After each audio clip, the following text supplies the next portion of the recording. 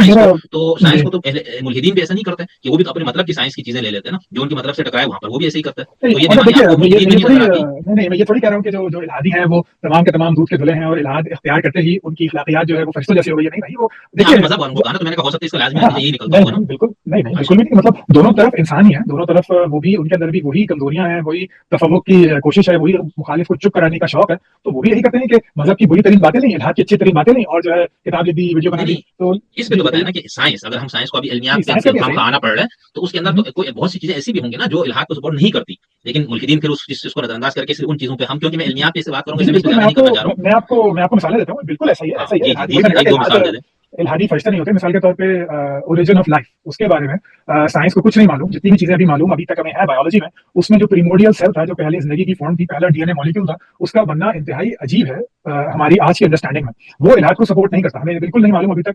मैं ये तो नहीं कहूंगा, अगर मैं बिल्कुल इम्पार्शियल होकर बात करूं, बिल्कुल कहना चाहिए कि गैर जानबदार, जो भी आप कह लें मुझे, आम आदमी, तो उसके लिए बात करूं तो ओरिजिन ऑफ लाइफ के बारे में हमें नहीं मालूम कि ये इतनी कॉम्प्लिकेटेड चीज अज खुद जमीन के ऊपर कैसे हुई। सिंगुलैरिटी में मुमकिन है कि वहां पे सब कुछ फंडामेंटल पार्टिकल वजूद में आ रहे हैं, एनर्जी के एक और फॉर्म है वगैरह वगैरह, टाइम एक दूसरे डायमेंशन में जो है एग्जिस्ट करता है, तो खैर।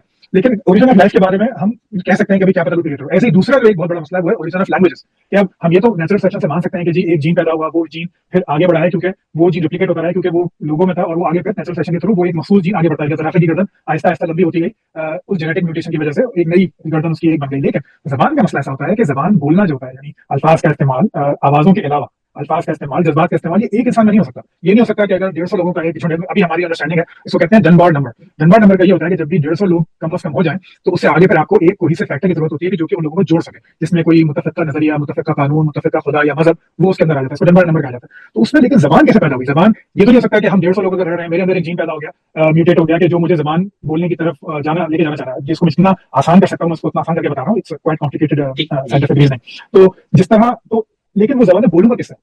मतलब वो जबान अगर मैं 150 लोग में बोल भी सकता हूँ तो किससे बोलूँ? मैंने एक लफ्ज याद कर लिया कि मैं इसको इस चीज को जिसके ऊपर हरी हरी चीजें नीचे से ब्राउन है, मैं इसको दरख्त करूंगा, लेकिन वो दरख्त समझेगा कौन मेरी बात? तो जबान किस तरह वजूद में आई, यहाँ भी इल्हाद अभी हाथ खड़े करके खड़ा है कि हमें नहीं मालूम कि किस तरह वजूद में आई। इसका वजूद में आना on its own it's difficult, ये बहुत मुश्किल है इसको समझना। और अगर मैं आपको जो आपके मुसलमान सुनने वाले हैं उनके लिए मैं बताऊं कि कुरान मजीद में अल्लाह ताला ने बोलना सिखाने को अपनी निशानी के तौर पे पेश किया, कि वही है जिसने खलकल, वो जो सूरह रहमान की आयत है ना, मुझे याद नहीं आ रही कि अल्लाहुल बयान। जी, कि उसने उसको बयान की कैफियत दी, यानी उसको हैवान नातक बनाया। तो ये एक बात है जहाँ पे साइंस अभी नहीं पहुंची, और हमारे पास इसकी कोई वर्किंग थ्योरी भी मौजूद नहीं है ना। ओरिजिन ऑफ लाइफ के लिए कहानियां हैं, मतलब बातें हैं, लेकिन थ्योरी जैसे बिग बैंग थ्योरी है। चाहिए, मैं जमीनी बात में बता दूं कि जो थ्योरी होती है ना, वो साइंटिफिक एक्सप्लेनेशन को कहा जाता है, वो मफरूजा नहीं होता। मफरूजा इज सही। हाइपोथेसिस।